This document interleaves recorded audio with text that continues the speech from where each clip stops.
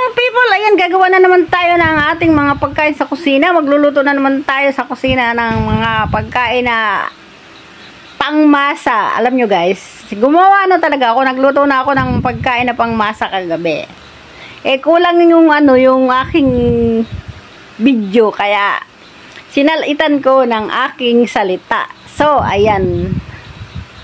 Andito ako, kagigising ko lang, hindi ko may upload kasi nga kulang yung aking video. So, ayan, maraming salamat sa palaging panonood ng aking mga ina-upload na video sa aking channel. At sana naman guys ay inyong laging panoorin. At kung hindi ka pa nakapag-subscribe, ay mag-subscribe ka na. Ayan, at kung ikaw ay aking FB follower, ay i-follow mo na ako. Para lagi kang updated sa aking mga ina-upload na video at marami kayong matututunan sa mga pangmasang Pilipino na aking mga niluluto at pangmasang Taiwanese na pagkain din. Kaya naman marami kayong matututunan sa lahat ng aking ina-upload na video.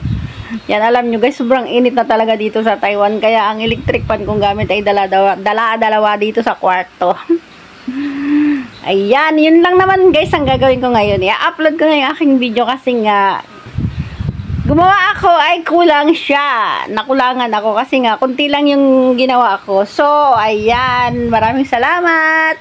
At sana i-comment below kung saan kang sulok ng mundo nanonood ng aking video. Ayan. At yeah, maraming salamat sa iyong walang sawang pag-support sa aking channel. Ayan. Nandito tayo sa social media. Kaya dapat tayo ay magtulungan. So, ang sino mang mag-comment ay aking babalikan. Ayan, mamahalin ko kayo. Ang sino mang mag-love ng aking mga pinopost sa araw-araw ay makakaasa kayo na babalikan ko kayong lahat. Dahil ako ay napaka mapagmahal na tao. Ayun, wala nga lang nagmamahal sa akin. Charot! Ayan, maraming salamat sa pagwa-watch ng aking mga video araw-araw. Ayan.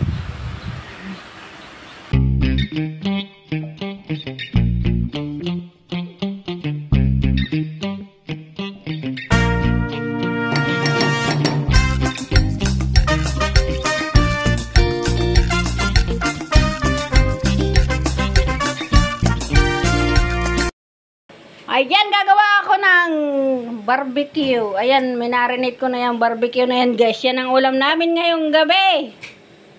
Barbecue. Kaunti lang yan. Isang ulaman lang yan, guys. Wala kasing magawang pagkain, kaya yan lang naisipan ko. At, ayan na din, may isdang dalawa. Ganyan katipid dito sa Taiwan, guys. Yung dalawang isda niyan, isang family lang yan. At ito na naman ang makulay na kulit siya eh.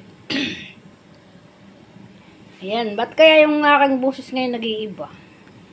Lagi na ako nagda-dry. Hindi naman ako kumakanta. Ayan, ang aking lulutuin ngayon. At tapos ay, ito guys oh. Yung pasibol guys oh. Maliliit yung pasibol na yan. Lalagyan natin karo. Tapos yung dry na moer. Ito yung dry na taingan daga. Iniwa-hiwa ko na yan, guys. Tapos ito, shukwe. Ayan.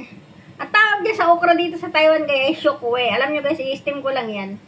Tapos lalagay ng kaunting toyo. Ay, ulam na nila yan. O, diba? Yan ang shukwe na tinatawag. Paborito nila yan, okra. Shukwe. Ayan, mag-umpisa na ako magluto, guys. Unahin ko lutuin itong barbecue. Yan lang naman ang lulutuin ko ngayong araw na to ay hapon. Sasalong ko na itong barbecue guys kasi ito yung pinakamatagal-tagal na lutuin. So, ayan nga. Alam nyo guys, nalimutan ko, nagbabarbecue pala ako sa kawali. Hindi ko na na-videohan kung paano ko niluto yan kasi nga, nabisi ako kay Sir John nakatambay. Sabi ko, ako nga pala yung nagbibideo ng pang-premiere ay nalimutan ko. Ayan. Saka ko na lang naalala nung naahon ko na, ayan nga guys, yung ginawa kong barbecue, oh, yan. Ang sarap niya guys, kasi minarinate ko yan sa barbecue sauce. Ayan no. Yung pinagmarinitan ko, barbecue sauce yung pinagmarinitan ko na yan. Yan. Nalimutan ko pinakita yung akin lulutuing barbecue. Ay, kaya sorry naman guys. Kaya, susunod na lang uli. Ayan. Sa susunod na pagluluto ko ipapakita. Ayan, iba naman ang lulutuin ko ngayon guys. Sorry, hindi ko talaga naipakita yung pagluluto ko ng barbecue sa kawali. Ayan, barbecue lang yan guys sa kawali. Okay. Ayan guys, ang ating lulutuin ngayon. Ayun yung dry na moar, yung taingang daga. Kasi ito yung lulutuin ko ngayon guys. Yan yung possible na may lahok na carrot. Tapos yan lang ang lahok niya. Ayan. Ang ilalagay lang naman dyan guys ay paminta at asin, wala namang ibang rekado. So, kasi matagal itong lutuin, kasi ito yung dry na moer, kaya inuna ko siyang lutuin. Kaya tatakipan ko muna siya. Ilagay na natin to guys, ayan. Ang ingay ni Sergio, naririnig nyo guys.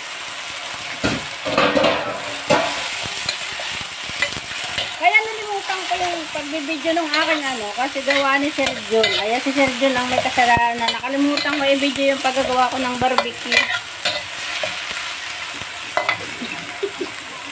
Lalagyan ko lang yun ng paminta tsaka asin guys. Ayan, maluluto na siya guys. Paminta lang at tsaka asin ang lahok niyan guys. Yun lang yung pinakang dito guys, talaga, hindi, kaya hindi delikado yung mga pagkain, Ayan, maingay si Sir John, nag-iingay si Sir John. Ayan guys, ito naman yung aking susunod. Ayan, ang aking repolyo na makulay, ayan. Eto guys, asin lang talaga nilalahok ko dyan. Wala nang ibang lahok. Asin lang as in. Yan.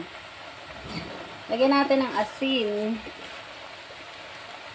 Naka-mute si Sir John kasi baka makapiright ako. Maingay masyado si Sir John. Ang ganda ng kanta niya kasi baka makapiright ako. Lagyan natin ng konting tubig. Para sure na lutong-luto. Tapos guys, tatakipan ko na yan. Ayan, tatakipan ko yan para malutong-maluto. Kasi ang mga ngipin ng mga tao dito ay mga sira. Kaya kailangan malambot ang gulay. So, ayan, tatakipan ko muna.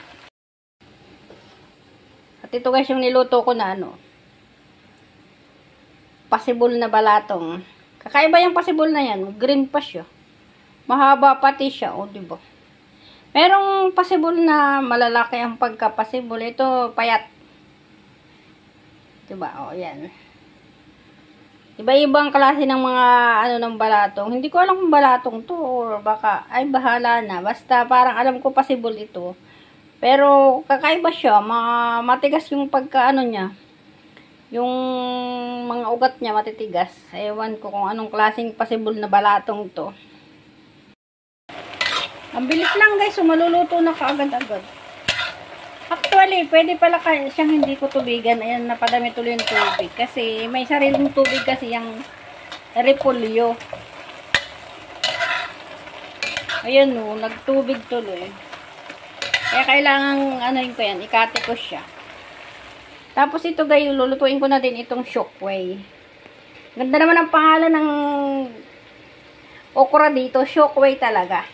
Alam niyo guys, ang Shockway dito ay i-steam ko lang yan. Tapos papatakan ng oyster sauce at yun, ulam na nila. So ayan, i-steam ko na guys itong si Shockway. Ayan. Ganda na pangalan Shockway, pero okra. Ano pang tawag dito sa atin? Lady finger. Sa English, lady finger yata yan, Sige na nga, i-steam ko na at ako late na. Ayan, luto ng ating kulichay, guys. Lutong-luto na siya, guys.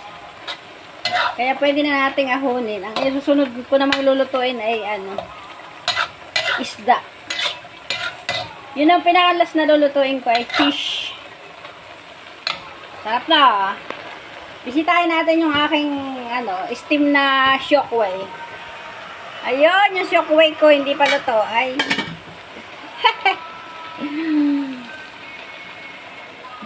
Ayan na guys, ahunin ko na ito guys kasi luto na ito. Bayain ang may sabaw-sabaw. Pero hindi ko isasama yung sabaw. Yan. Ahunin na guys, luto na.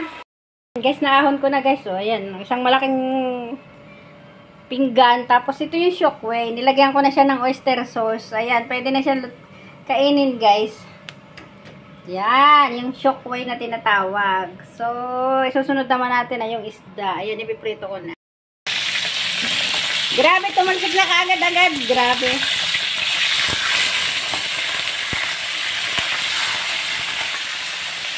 Takot talaga ako magprito guys. Kaya ang layo-layo ko. Ayan, di ba? Oh, tatakipan ko niya. Baka matansikan na naman ako. Ay, nako. Ayan guys, luto na siya. Actually, ang dali lang luto na isda guys. Pag tatakipan mo. Dahil yung mga amo ko pati, ayaw nila ng crispy na isda. Kaya tinatakipan ko yan para masarap kainin. Kasi pag tinakipan mo, creamy-creamy yung loob ng isda. At sure na luto na yung loob. Kaya ganyan guys ang gawin nyo pag nagpiprito kayo ng isda. Takipan nyo. Tapos ayan na, nakaready na yung paper towel na paglalagyan ko. Ayan. Hanguin ko na guys kasi lutong-luto na yan. Ayan, maraming salamat sa pag-watch ng aking video. Ayan, for today video, ito lang yung aking naluto guys. Ayan yung kulitsay na napakarami. Ayan, Shockway. Ang pritong isda. Tapos yung barbecue. Tapos, ayan yung gulay na pasibol. At syempre, hindi mawawala ang brown rice. Ayan. O, diba nagtataka kayo guys dito kasi kahit tigko-konti yung pagkain ay gusto nila marami silang nakikitang kakainin. Kaya ganyan ako pag nagluluto guys. Hindi isang pagkain lang. Kaya naman pag nagmumukbang kami ni Evelyn, iba-iba din yung pagkain namin. O, diba? Nasanay na. So, ayan, thank you for watching guys. Sana may natutunan kayo sa mga lutong Chinese. At sana yung mga baguhan pa lang dyan na gustong mag-abroad ng Taiwan, hindi lang kayo dito caretaker, caregiver, kasi all around dito guys. Magluluto kayo guys. So, hanggang dito na lang. Thank you for watching. I love you all guys.